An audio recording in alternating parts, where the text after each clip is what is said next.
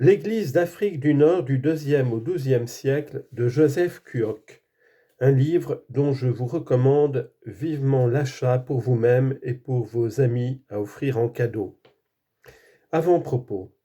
Deux parties à peu près égales divisent cet ouvrage. Tout d'abord la période de la romanisation qui s'étend sur près de 5 siècles, de Tertullien, fin du IIe siècle, à la conquête arabe, seconde moitié du 7e siècle. Et en deuxième lieu, la période de l'islam de 649 à 1100 environ, soit au total près de 1000 ans d'histoire.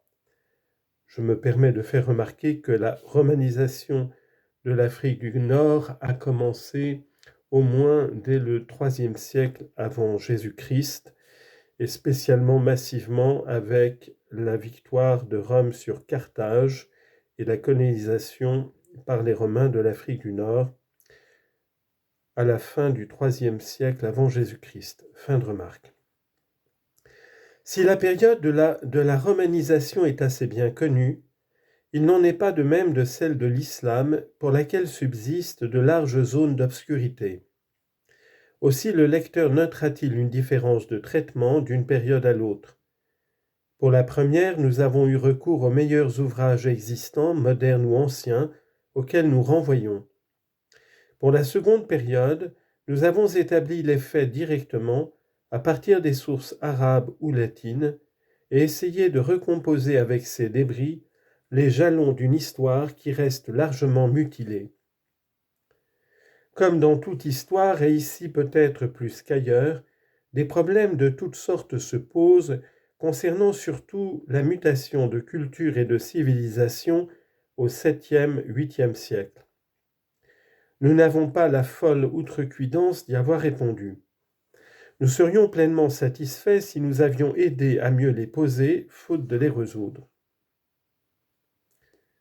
Chapitre 1er. L'Afrique du Nord avant les chrétiens.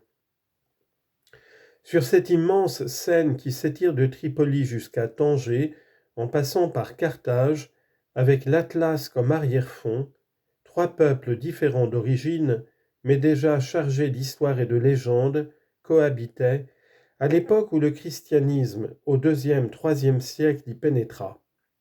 Les Berbères, descendants des Gétules et des Libyens, les Puniques ou Phéniciens, venus de la mer, et enfin les Romains, derniers arrivés, qui étaient les maîtres. C'est par l'implantation phénicienne sur ces côtes, libres de tout occupant, que le Maghreb commence son histoire.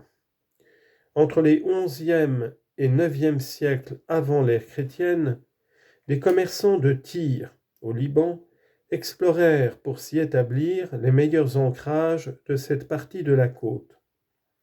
Ils fondèrent d'abord Cadix en 1110 en Espagne, puis Utique en 1101 dans le golfe de Tunis, et beaucoup plus tard Carthage en 814.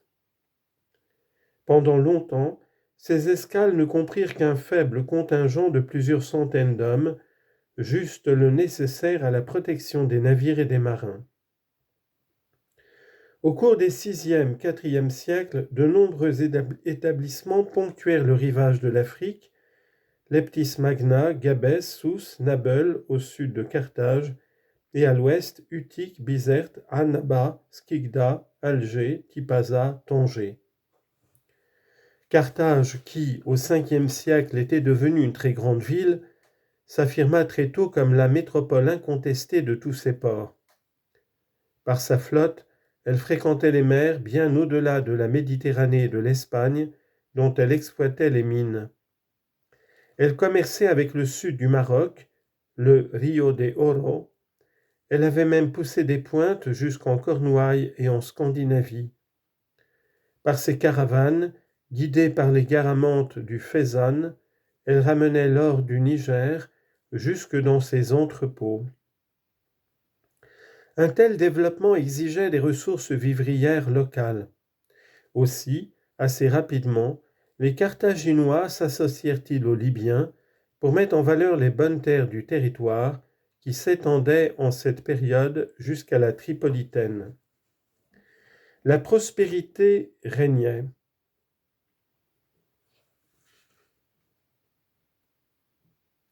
Carthage passait alors pour la ville la plus riche de la Méditerranée, moins pour le capital accumulé que pour le volume des affaires traitées. Cette prééminence n'était pas sans risque ni sans envieux. C'est alors qu'eurent lieu les fameuses guerres puniques en 261-242 et en 218-202. Et comme il arrive souvent dans les guerres trop longues, des partenaires souvent inattendus surgirent pour réclamer leur part dans l'enjeu initial engagé sans eux.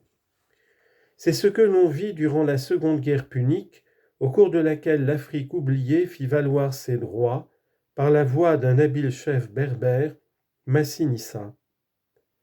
C'est par lui que les Berbères entrent dans l'histoire. Et cette entrée mérite plus qu'une simple mention, car elle est typique de la politique des populations locales en face de l'étranger occupant leur pays. Quand éclata la Seconde Guerre punique, c'est-à-dire les guerres entre Carthage et Rome, Syphax et Massinissa, chefs des deux plus grandes confédérations berbères à l'ouest des territoires puniques, prirent le parti des Carthaginois contre les Romains. Massinissa lui-même combattit brillamment ces derniers en Espagne, mais, ayant été écarté de la succession, il laissa Syphax continuer le combat aux côtés des Carthaginois, et faisant la paix avec Rome, il se mit au service de Scipion l'Africain. Ce fut pour ce dernier un appoint décisif lors du débarquement des troupes romaines et surtout à la bataille finale de Zama en 202. Massinissa en fut largement récompensé. Son modeste royaume récupéra les territoires que les Carthaginois lui avaient enlevés et s'agrandit d'une partie des possessions de Syphax. Il devenait ainsi le plus grand roi berbère. Ayant pour capitale Kirta, Constantine, il étendait sa domination sur tout l'arrière-pays du territoire punique. Vainement, il espéra posséder un jour Carthage comme capitale. Les Romains qui redoutaient en lui un adversaire en puissance s'y opposèrent. 2 ans après la mort de Massinissa, en 146, ils firent même raser Carthage, ruinant du même coup le rêve du vieux chef berbère chez ses successeurs. Entre la victoire romaine de Zama et la destruction de Carthage, un demi-siècle s'écoule qui n'est pas vide d'histoire. Rome, victorieuse, s'est repliée chez elle, laissant les Carthaginois à leur sort de vaincus. Ces derniers n'en reprennent pas moins leur trafic, et fait encore plus surprenant, leur influence se développe parmi les tribus berbères, particulièrement dans le royaume de Massinissa, que la guerre avait ouvert à une autre civilisation, celle des villes et des bourgs. Cette mutation socio-culturelle est à noter, car elle est à l'origine de l'évolution qui poussera dans la suite les descendants de ces tribus à s'urbaniser. De cette époque, on peut dater l'expansion sans précédent de la langue punique parmi les populations berbères vivant au contact des cités phéniciennes. Ce ne fut que 24 ans après la destruction de Carthage que Rome envoya pour relever la ville une première colonie qui était composée de 6000 Italiotes recrutés par Caius Gracchus, la Colonia Iunonia.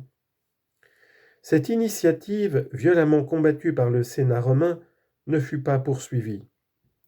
Mais pour une bonne part, les immigrés restèrent sur place. La colonisation fut relancée en 44 par César et complétée par Auguste avec la Colonia Iulia. Cette immigration, bien que faible en nombre, eut d'importantes conséquences pour l'avenir de l'Afrique du Nord. En effet, ces hommes venus d'Italie, en s'alliant par mariage aux femmes du pays, sont à l'origine de la romanisation. Les générations nées de ces unions n'avaient plus de Romains qu'une lointaine appartenance raciale qui s'amenuisait au fur et à mesure que le temps s'écoulait. Qui, au temps de Tertullien ou de saint Augustin, pouvait revendiquer une ascendance romaine? Ces métis de race et de culture, nés en Afrique, Partageant plus ou moins le mode de vie de Rome, nous les désignerons sous un nom commode, celui de romanisés. On les retrouvera tout au long de ces pages, parlant et écrivant le latin, comme en Italie, non sans accent toutefois, gens au tempérament de feu, intraitables et violents dans les conflits.